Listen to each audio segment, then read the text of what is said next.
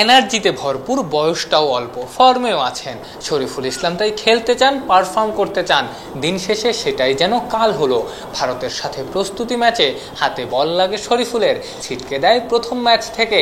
দ্বিতীয় ম্যাচেও পাওয়া যাবে কিনা সেটাই শঙ্কার। তাসকিন যখন নাই, নতুন বলে দেশের অন্যতম সেরা বোলারকে কি আরো স্মার্টলি হ্যান্ডেল করা যেত না? ইনজুরি তো আসলে আপনি প্রেডিক্ট করতে পারবেন না। হ্যাঁ, যে মানে কে বলবে যে ওই সময় 4 বার করলে যে এমন তো না যে আপনার প্রথমবারও লেগে যেতে পারতো, প্রথম বলে যেত, এটা আসলে কোনো মানে ব্যাখ্যা নেই।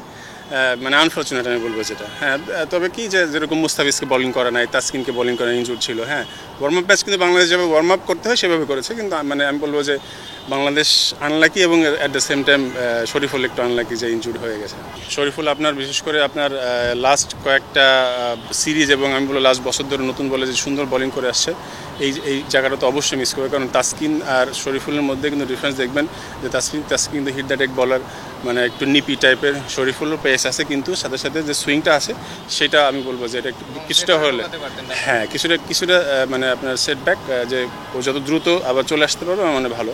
এই নতুন বলটা হ্যান্ডেল এখন কে করবে, কার উপর দায়িত্ব থাকবে সেটা ইম্পর্টেন্ট। কারণ আমরা জানি যে মুস্তাফিজে কিন্তু কাটার উপরে নির্ভর করে। তো নতুন বল আসলে কে করবে, কীভাবে মানে করলে ভালো হবে, সেটা আমার মনে হয় যে খুব দ্রুত এই জায়গাটা ফিল করা উচিত বাংলাদেশে।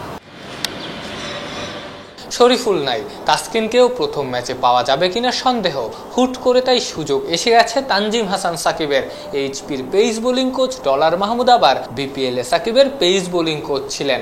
কাছ থেকে দেখার সুবিধার্থে জানেন এই পেসার নিজের দিনে কি করতে পারেন। তানজিম সাকিবের বিষয়ে একটা বিষয় আমি ফিল করি যে ও যে টাইপের বলার, খুব বেশি স্কিলফুল না, খুব বেশি জোরে বল করে তাও না। হ্যাঁ, কিন্তু ছেলেটার মানসিকতা খুব ভালো, দৃঢ় মানসিকতা, মানে ধরেন ফাইট ব্যাক করে অলওয়েজ, যেটা হয়তো বা প্রতি ম্যাচে ওর থেকে আপনি ভালো বোলিং আশা করতে পারবেন না। হ্যাঁ, কারণ আপনি অনেক সময় আমরা দেখেছি এখন পর্যন্ত ওর ইন্টারন্যাশনাল কেরিয়ার বা বিপিএলও দেখেছি যে আপনার হয় না যে অন অ্যান্ড অফ, কোনোদিন খুব ভালো বোলিং করেছে, কোনোদিন খুব বেশি এক্সপেন্সিভ হয়ে গেছে।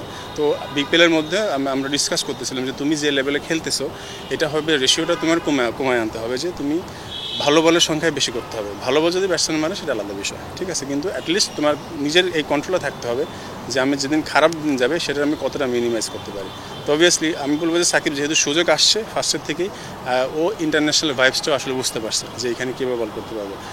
বেশ কয়েকটা স্কিল ডেভেলপ করেছে। আমার মনে হয় মানে যদি সব ঠিকঠাক থাকে বাংলাদেশের হয়ে হয়তো বা ও ভালো কিছু নিয়ে আসতে পারে।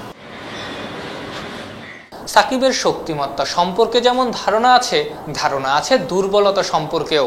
ডলার তাই চান তানজিম সাকিব যেন আরও ধারাবাহিক হন, তাতে নিজের যেমন লাভ বাংলাদেশ দলেরও। আফনান পিয়াল, অলরাউন্ডার।